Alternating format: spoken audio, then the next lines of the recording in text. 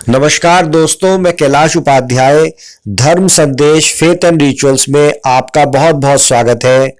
गुप्त नवरात्रि के इस पावन अवसर पर आज हम बात करेंगे 10 महाविद्याओं के बारे में। 10 महाविद्या अर्थात महान विद्या रूपी देवी।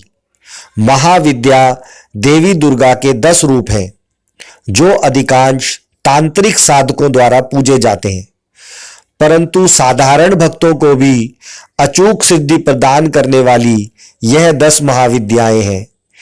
इन्हें 10 महाविद्या के नाम से जाना जाता है। ये 10 महाविद्याएं आदिशक्ति माता पार्वती के ही रूप मानी जाती हैं।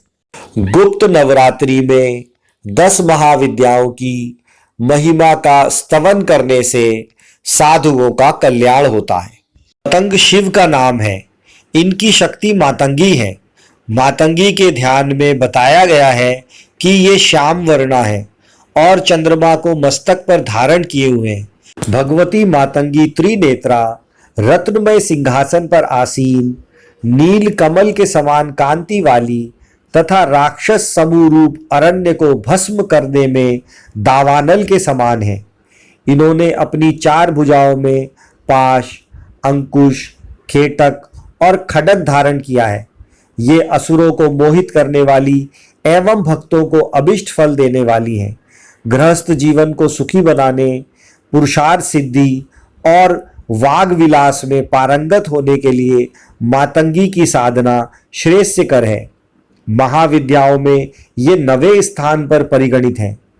नारद पांचरात्र के 12वें अध्याय में शिव को चांडाल तथा शिवा को उच्छिष्ट चांडाली कहा गया है। इनका ही नाम मातंगी है। पुरा काल में मतंग नामक मुनि ने नाना वृक्षों से परिपूर्ण कदम्ब वन में सभी जीवों को वश में करने के लिए भगवती त्रिपुरा की प्रसन्नता हेतु कठोर तपस्या की थी। उस समय त्रिपुरा के नेत्र से उत्पन्न तेज ने एक श्यामल नारी विग्रह का रूप धारण कर लिया। इन्हें राज मातंगिनी कहा गया। यह दक्षिण तथा पश्चिमानमाय की देवी है। राज मातंगी, सुमुखी, वश्य मातंगी तथा कर्ण मातंगी इनके नामांतरण है। मातंगी के भैरव का नाम मतंग है। ब्रह्मयामल इन्हें मतंग मुनि की कन्या बताता है। 10 महाविद्याओं में मातंगी की उपासना विशेष रूप से वाक सिद्धि के लिए की जाती है। पुरश्चरणाणों में कहा गया है, अक्षवक्षे महादेवीं मातंगीं सर्वसिद्धिदाम अस्याः सेवन मात्रेण वाक सिद्धिं लभते ध्रुवम। मातंगी के स्थूल रूपात्मक प्रतीक विधान को देखने से यह भली भांति ज्ञात हो जाता है कि यह पूर्णतया वाग देवता की ही मूर्ति है। मातंगी का श्याम वर्ण परावाक बिंदु है। उनका त्रिनयन सूर्य, सोम और अग्नि है। उनकी 4 भुजाएं 4 वेद हैं।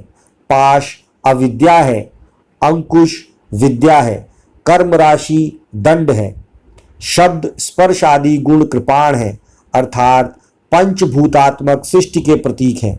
कदम्ब वन ब्रह्मांड का प्रतीक है।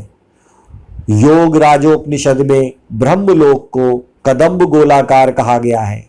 कदम्ब गोलाकारम ब्रह्मलोकम व्रजन्ति ते। भगवती मातंगी का सिंहासन शिवात्मक महामंच या त्रिकोण है। उनकी मूर्ति सूक्ष्म रूप में यंत्र तथा पर रूप में भावना मात्र है। दुर्गा सप्तशती के 7वें अध्याय में भगवती मातंगी के ध्यान का वर्णन करते हुए कहा गया है कि वे रत्नमय सिंहासन पर बैठकर पढ़ते हुए तोते का मधुर शब्द सुन रही हैं। उनके शरीर का वर्ण श्याम है। वे अपना एक पैर कमल पर रखी हुई हैं। अपने मस्तक पर अर्धचंद्र तथा गले में कलहार पुष्पों की माला धारण करती हैं। वीणा बजाती हुई भगवती मातंगी के अंग में कसी हुई चोली शोभा पा रही है। वे लाल रंग की साड़ी पहने तथा हाथ में शंखमय पात्र लिए हुए हैं।